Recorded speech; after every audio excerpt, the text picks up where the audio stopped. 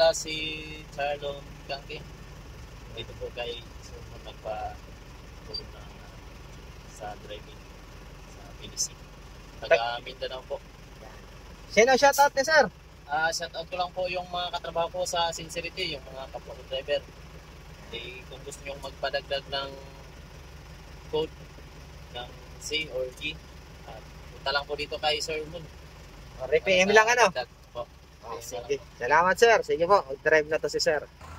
So ayun na po si Sir Charlon.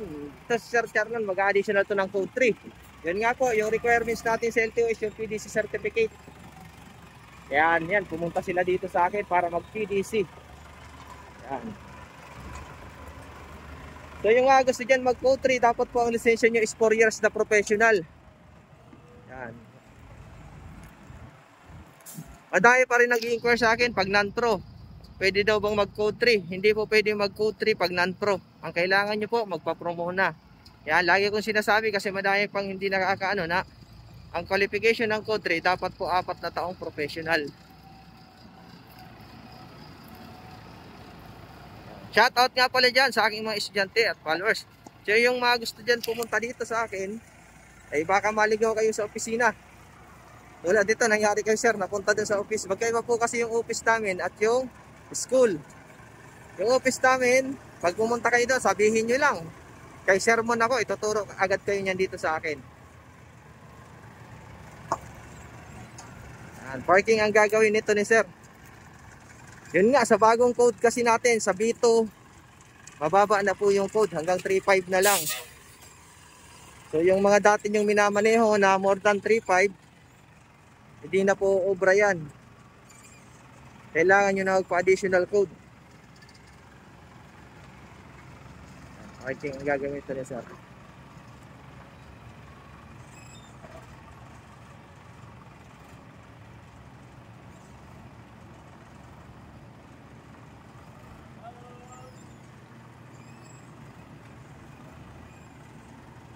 Yan.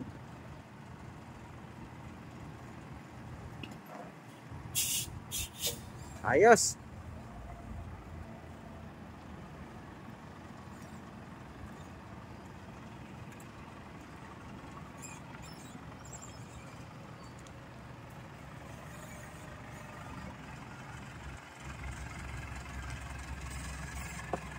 Up, brake.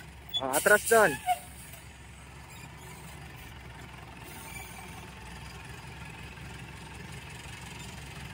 Parallel parking na gagawin ni sir.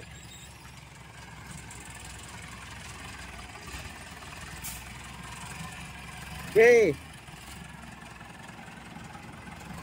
Tawid.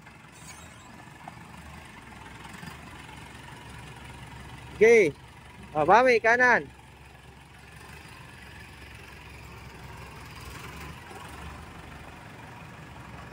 Okay.